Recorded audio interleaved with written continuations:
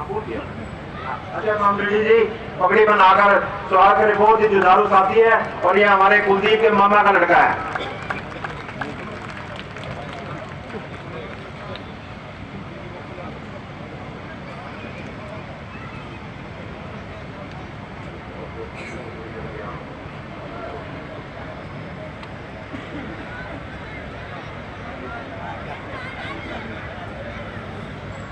मनोज थोड़ा आईडी नीचे कर ले बड़े भाई।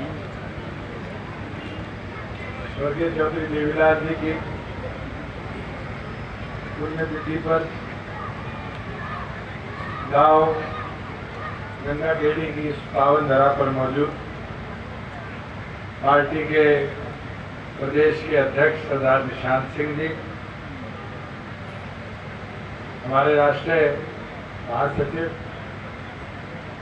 ब्रिज शर्मा जी, संगठन के सचिव भाई देवेंद्र जी, करनाल जिला के अध्यक्ष गुरुदेव ब्रह्मा जी, आपके भाई आपके बेटे, आज आप सबको आमंत्रित करने वाले वजीर तुरण जी, पूर्व विधायक रमेश खटक जी, हमारे बीच में विराजमान रामेश ठाकुर जी, नफे मान जी, पानीपत के जिला अध्यक्ष भाई सुरेश काड़ा जी, सतीश बलारा जी, हल्का अध्यक्ष चौधरी दयाराम तुरण जी, जगरूप संधू जी, आपके नवनियुक्त सरपंच भाई कुलदीप जी, सतपाल सिंह जी पूर्व एचसीएस, मंच पर बैठे भाई भीम जी, विनोद जी, तमाम पार्टी के वरिष्ठ पदाधिकारी और गांव के मेरे बुजुर्गों, मेरी माताएं, बहनें, युवा साथी,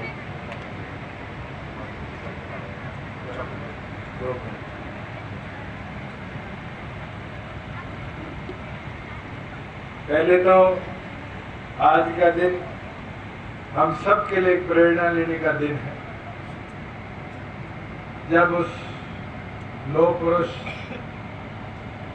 हरियाणा के निर्माता स्वर्गीय चौधरी देवीलाल जी को हम नमन करते हैं। वही प्रेरणा के तौर पर उनके जीवन से कैसे कमेरे को ताकत मिली, कैसा कमेरा मजबूत होकर आगे बढ़ा, उसको याद भी करने का काम करें। बुजुर्गों, युवा साथियों, चौधरी देवीलाल जी वो शख्सियत थे जो राजनीति के तौर पर एक राजनीतिक के तौर पर उनको नहीं गिना जाता।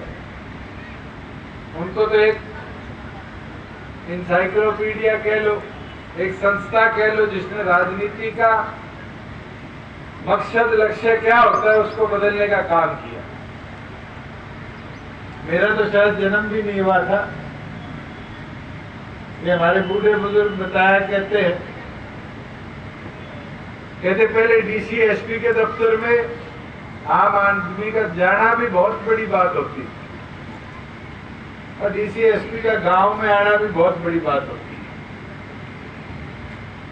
मगर कैसे उनने गांव देहात में अधिकार की जागरूकता को लाने का काम किया। अब जागरूकता ही नहीं, गांव देहात के आदमी को भी उसके अधिकार सिखाने का काम, और आज उसका नतीजा है कि कोई काम होता है तो आधी रात भी आदमी, चाहे विधायक हो, सांसद हो, मंत्री हो, चाहे कोई अधिकारी हो, उसके पास जाकर अपने अधिकार की मांग कर सकता है। आज बुढ़ापा पेंशन देख लो, जच्चा बच्चा योजना देख लो, मनरेगा देख लो, ये सारी उनकी शुरुआत। अगर काम के बदले अनाज योजना को झज्जर में बाढ़ आने पर ना शुरू किया जाता तो शायद आज मनरेगा भी इस देश में लागू ना हो। आज हम प्राइवेट तौर पर, सरकारी तौर पर सीसीएल देखते हैं, अगर जच्चा बच्चा ना शुरू होती तो शायद सीसीएल की शुरुआत भी ना होती। और ग्रामीण विकास के लिए जो उनका नारा था कि हिंदुस्तान गांव में बसता है।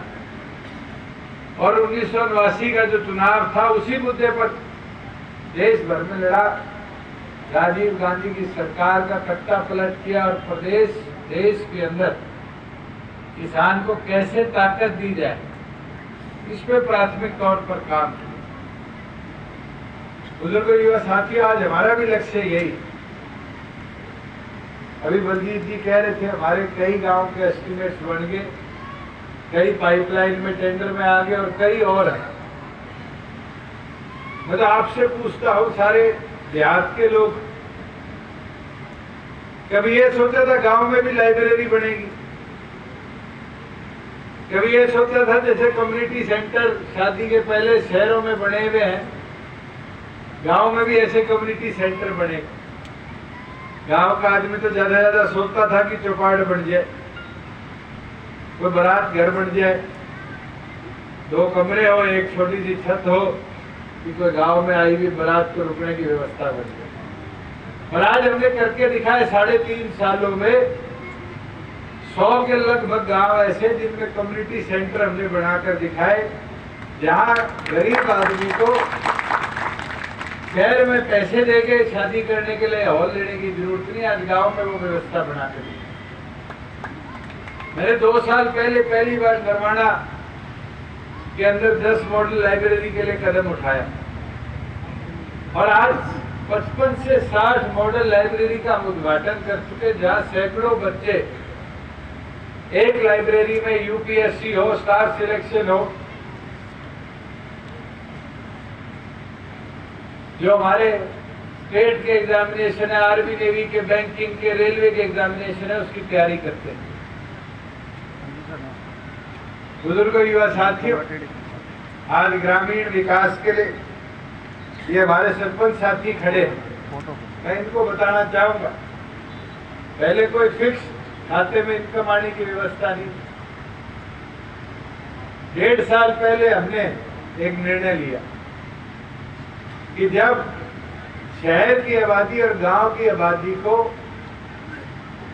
रेशो में नापकर केंद्र अपने फंड्स को प्लान करती है, तो हम स्टेट में क्यों ना प्लानिंग करें और प्रदेश के अंदर भी उसकी जागरूकता हर एक व्यक्ति के पास रहे, ऐसी व्यवस्था क्यों ना करेंगे।